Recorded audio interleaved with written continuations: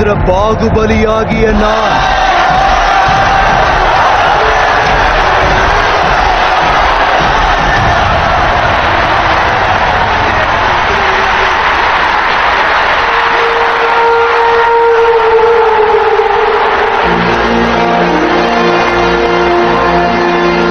அமரேந்திர பாகுபலியாகிய நான்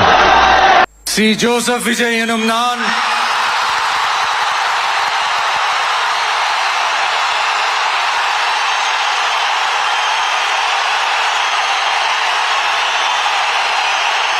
சட்டப்படி அமைக்கப்பெற்ற இந்திய அரசியல் அமைப்பின்பால் உண்மையான நம்பிக்கையும் மாறா பற்றும் கொண்டிருப்பேன் என்றும்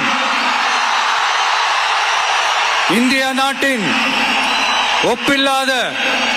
முழு முதல் ஆட்சியையும் ஒருமையையும் நிலை நிறுத்துவேன் என்றும்